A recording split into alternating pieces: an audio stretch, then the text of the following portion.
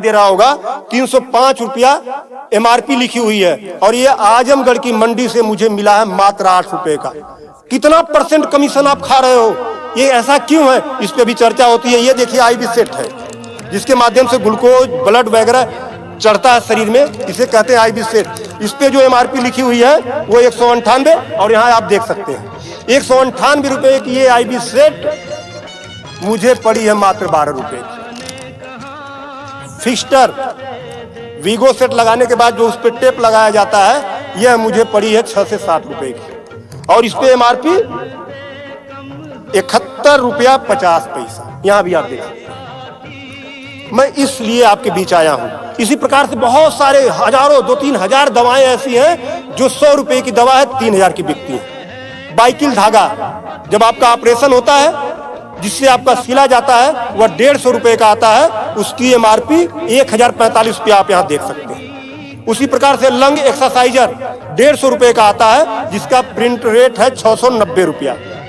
बुखार में जो पैरासीटामॉल की जो बोतल आती छोटी सी वह 50 रुपए की आती है और उसकी एमआरपी यहाँ आप देखें एमआरपी 522 रुपया है।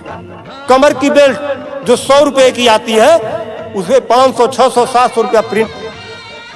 और तो और जब किसी की हड्डी टूटती है तो जो राड पड़ता है, राड अधिकतम रेट राड का 500 से लेके 1500 रुपया तक, अलग अलग वैरायटी है 500 से 15 तक, लेकिन आपको 5000 से 20,000 रुपया 25,000 रुपया चार्ज किया जाता है। आपके दिमाग में आ रहा होगा कि अरे भाई डॉक्टर लगा रहे हैं तो उसको देखिए। डॉक्टर जब आप अस्पताल में भर्ती होते हैं तो बेड चार्ज अलग, नर्सिंग चार्ज अलग, जांच की फीसें अलग, वो सब चीजें करने के बाद 1500 रुपए की चीज खरीद कर आप 20-20 हजार का बेच रहे हो। तब मैं आपके बीच कहने आया हूं कि साथियों उसी प्रकार से बहुत सारी दवाई हैं।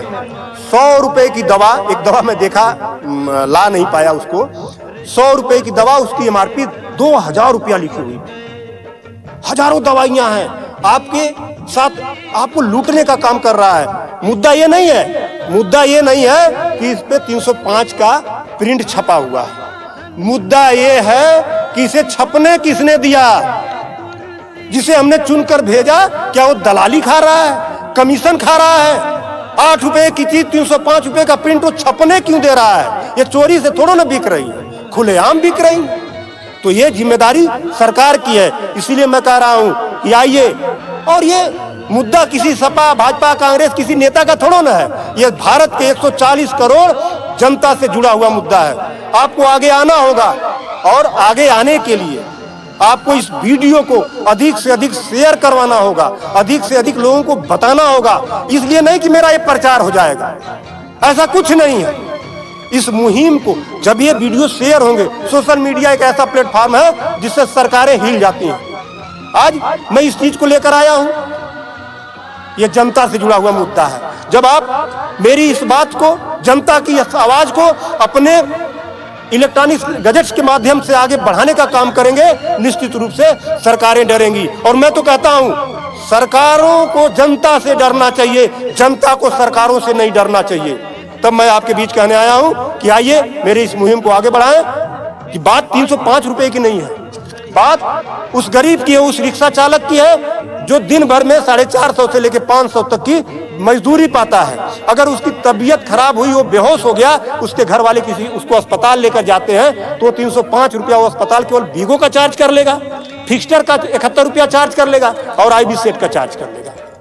ये सब मिला के 600-700 रुपया हो गया। यानी उसकी 1.5 दिन की दिहाड़ी में अभी तो ग्लूकोज लगा ही नहीं, दवा कोई उसने खाया ही नहीं, बेड का चार्ज हमने बताया नहीं, अस्पताल का चार्ज हमने बताया नहीं। 1.5 दिन की दिहाड़ी उसकी केवल इस 3 आइटम से चली गई। आगे की दवा कहां से आएगी? तब उसका बाप खेत बेचेगा, उसकी बीबी गहना बेचेगी। इस तरह का लूट खसोट। और मैं तो कहता हूं शर्म करो ऐसा करने वाले लोगों। 8 रुपए की चीज 305 की बेचते हो। आज आपके अस्पताल में अगर जो दाई है उसका वेतन 7,000 है, यानी प्रत्येक दिन 210 रुपया। अगर उसकी तबीयत खराब हुई, वो आप ही के अस्पताल में भर्ती होती है तो उसकी 3 दिन की दिहाड़ी केवल इन 3 चीजों की लग जाती है। कुछ तो शर्म करो, कुछ तो सोचो। स्वास्थ्य, शिक्षा, सेवा का क्षेत्र है, लेकिन आपने इसे लूट का अड्डा बना दिया है। सरकारों के मिली भगत से ऐसा हो रहा है। तो मेरा निवेदन है आप लोगों से कि इस वीडियो को अधिक से अधिक शेयर करें ताकि